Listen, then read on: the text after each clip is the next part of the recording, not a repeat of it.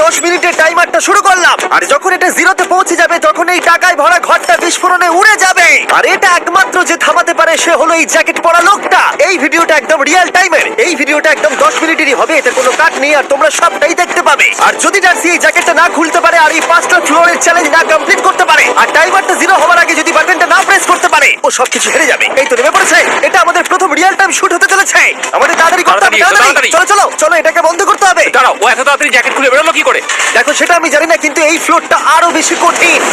ও আরে আস্তে আস্তে।